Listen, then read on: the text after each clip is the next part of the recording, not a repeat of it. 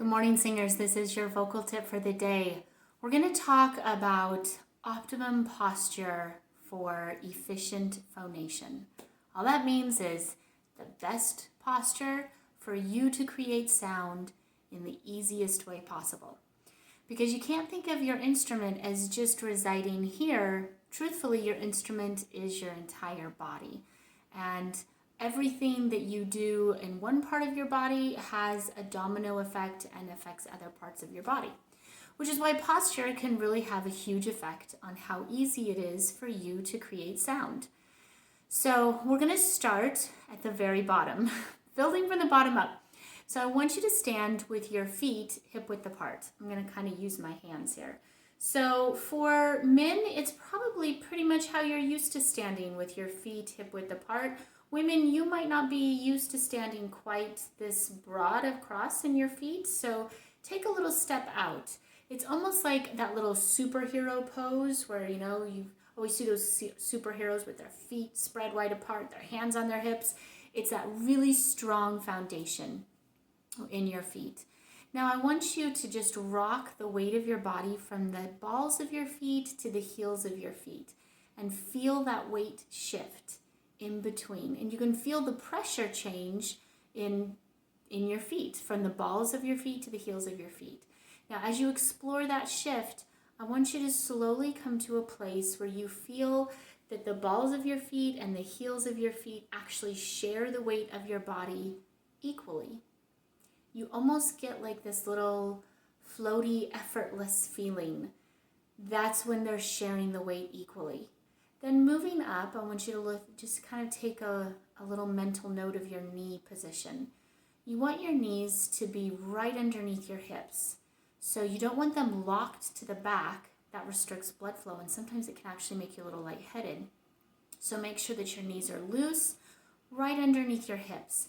You want your hips to be squared up right underneath your ribs. So not tilted forward, not swayed to the back, but right under your ribs, just in line there. If you're a dancer, this is going to be kind of the posture that you would use at your ballet bar. So you want those hips lined up. Now put your hands right on your lower ribs. Right, for the ladies, this is going to be right underneath your bra line. For men, it's going to be right underneath your pecs, those lower ribs. Take a really deep breath.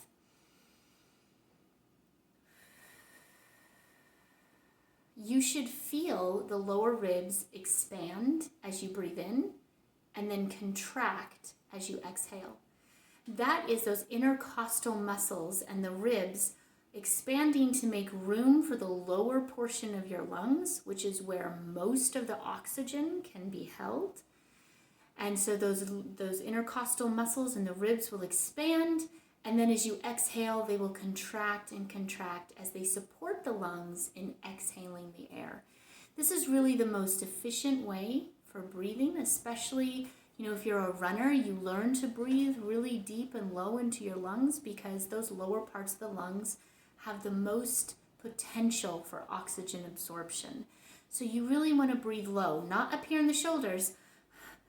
This is a very shallow breath, really down low. So feel that, take that deep breath in again and feel those ribs expand. Nice. Now, as you take another deep breath, roll those shoulders forward, up into your ears, back, and then down. Do that again. Good. Keeping those shoulders lower and back. And then let's kind of bring our attention to where our head is placed. You want to make sure that your earlobe is placed right over your shoulder, so we're not getting this jutting out of the chin sometimes that will happen, especially if we're trying to hold on to a little bit of our power. You want to make sure that that head is in alignment with your spine. And then think about taking that head and just lifting it right up off the top of your spine. Those are the really basic elements to good posture for phonation. So let's just go through those steps again. Feet hip width apart and balancing the weight between the balls of your feet and the heels of your feet. Your knees relaxed and under the hips squared up underneath your ribs. taking low, deep breaths as you feel those ribs expand. The earlobes are right over the shoulders and your head lifted off your spine. Those are your basic concepts for good posture. Now, you're not always going to stay in perfect posture while you're singing, but if you can remind your body more often of what it feels like in this really good, efficient posture, your body will return to it more quickly and you just become more efficient at producing sound. I hope that helps you today. Love you all. Have a great day.